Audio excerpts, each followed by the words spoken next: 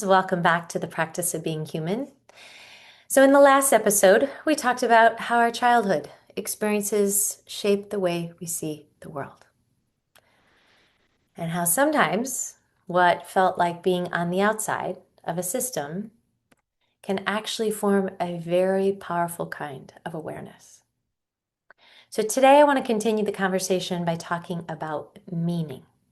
Because when we change the meaning of our story, we change our relationship to our life. We change our identity. We change how we identify and then how we show up based on that identification.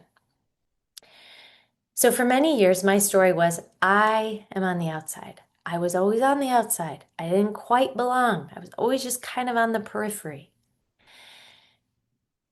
But after that session with Susie, the story has begun to shift. So instead of I was on the outside, the story now is I was exactly where I was meant to be. And I am exactly where I am meant to be.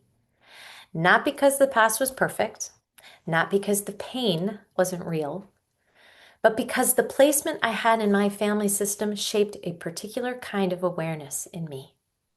It shaped the way I see relationships, the way I see systems, the way I understand families, how I can map relationships, and the way I understand intimacy. So this is something that Esther Perel speaks about so eloquently and beautifully. She often reminds us that relationships require two things: closeness and differentiation. So separateness and togetherness, right? So too much distance, what happens? Love starves. Too little differentiation, and love suffocates. So when you grow up observing systems, you start noticing where that balance might break down. You see what happens when partners stop turning toward each other. You see what happens when children become the emotional landing pad, place for adult needs. You see what happens when boundaries blur and roles become confused. And that awareness changes how you understand families, the system. Because the emotional health of a family is shaped by a few very powerful forces: closeness, boundaries, truth.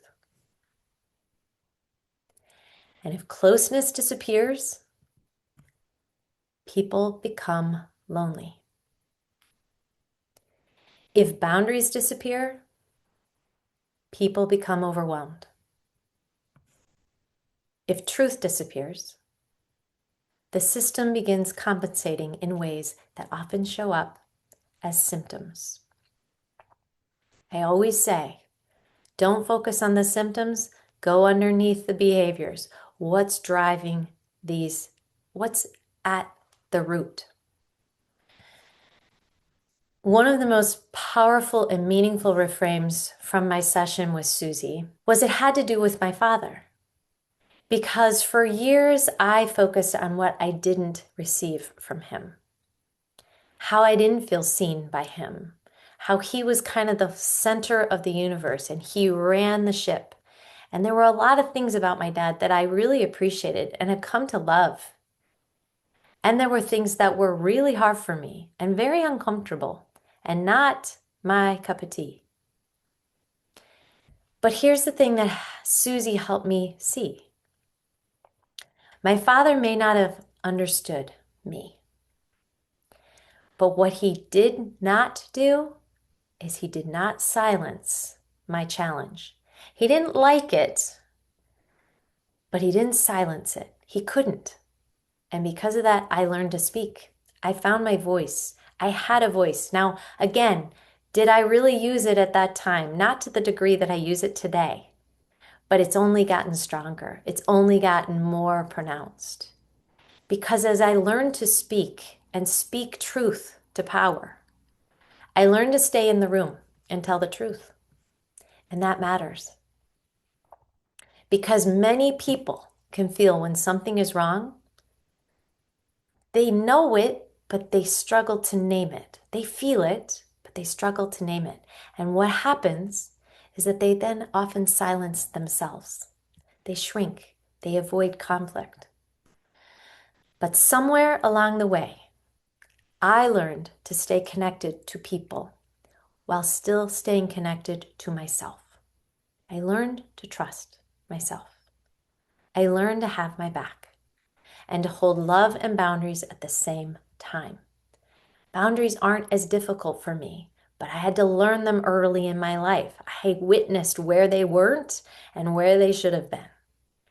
And that became part of the work I now do with clients. So when people ask me if life unfolds according to divine timing, it's part of the divine plan, right? I don't necessarily think it means that everything happens perfectly. I don't mean that at all.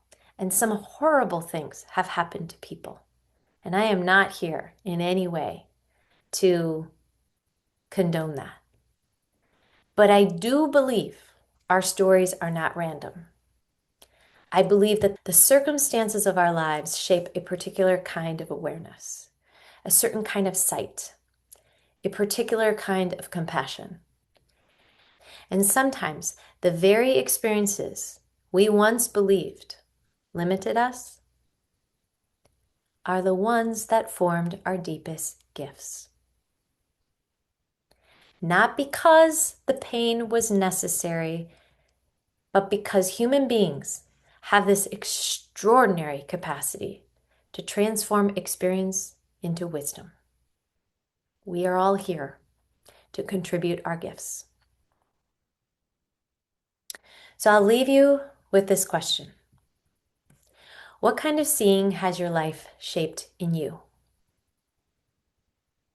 What capacity might have been formed through your experiences? Because when we begin to see our lives not as random events, but as a story still unfolding, a story that needs editing, a story that needs reframing, a story that needs other eyes on it. I said that to a client today. Fresh eyes, fresh perspective offers a little bit of grace and maybe some room to breathe that you might not have offered yourself. What happens when we begin to see our lives not as random events and we start to open ourselves up to the story and editing that story? We often discover that the very places we once believed were wounds may actually be the places where our greatest gifts were formed. And that, to me, that is the practice of being human. So glad that you're here, and I love, love, love walking this journey with you. Have a beautiful week, and I'll see you all next week.